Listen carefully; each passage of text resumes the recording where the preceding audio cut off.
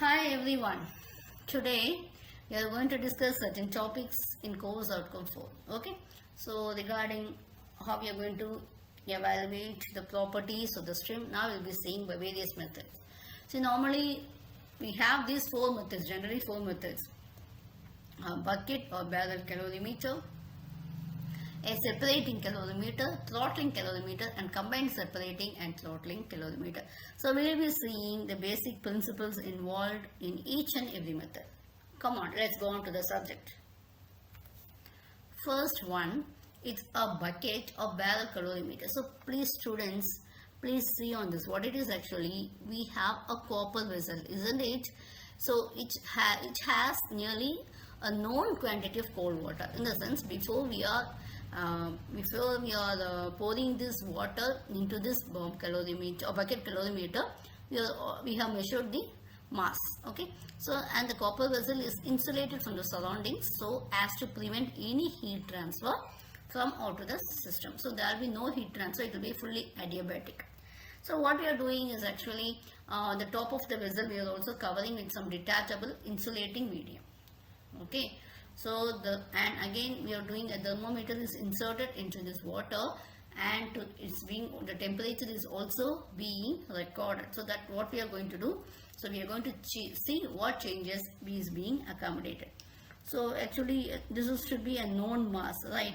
So what happens here is a stream is then passed. What happens here, please see, a stream is then what happens is passed through the sampling tube, and after that it's passed down to the bucket calorimeter, and it has a known mass of water, as I already said.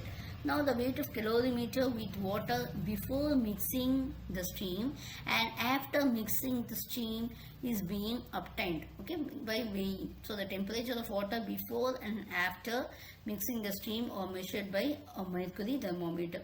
So the pressure of stream passed through the sampling tube is measured with the help of pressure gauge, right? And the heat lost by the stream is equal to the heat gained by the water. So what we have, it is mg plus x into hfg plus ms into cps ts minus t2 is equal to mw cpw, right, into t2 minus t1 that way. So what it is actually, so we'll have ms will be your mass. You can see this ms is actually the mass of your barrel, mass of stream condensed, and mc will be a mass of your calorimeter, and mw will be a mass of water in calorimeter. Okay, cp, that is will be for water, and also will have its specific heat for barrel calorimeter. So with this formula you can see, so we'll be seeing what will be the initial temperature, and after passing on the steam, so what will be the final temperature, T2. T saturation is saturation temperature of stream at given degree Celsius, and HFG is latent heat of stream at given P. So before stream sampling and during a stream sampling and after stream sampling, so we'll have to see. So the measurements will be carried out, the temperature, the pressure, the weighing, weight of the stream, water which is present in this, everything will be done, and the calculations will be made accordingly. From that you can calculate what is the mass of your stream. Next one is actually your so what it is actually, whether we do have any limitations. Yes, the value of dryness fractions found may be inaccurate, right? And also there will be losses due to convection also, so that also is not being considered. So based on that, so we are going for the next method. So this is a separating calorimeter.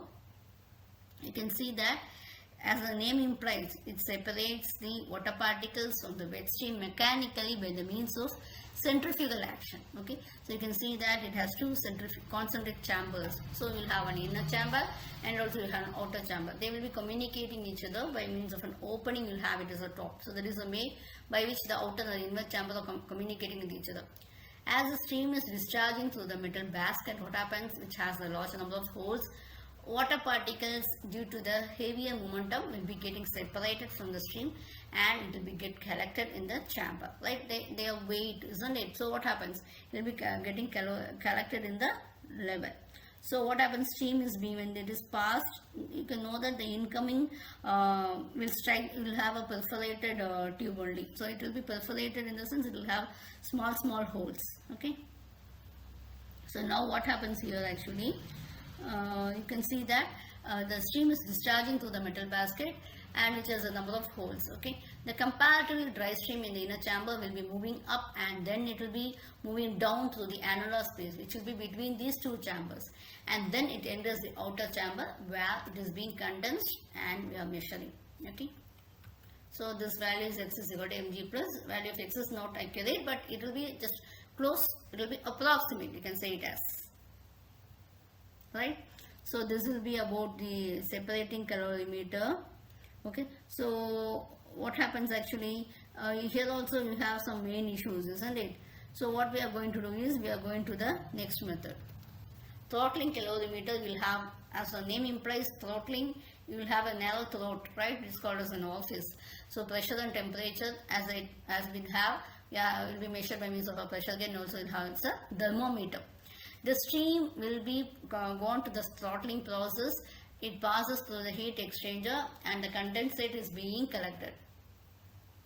Okay, a sample of wet stream is throttled through a partially open or restricted valve to P2 and T2 in such a way the stream reaches, what will happen, the superheated region. So during the this enthalpy will be maintained constant as it is a throttling process.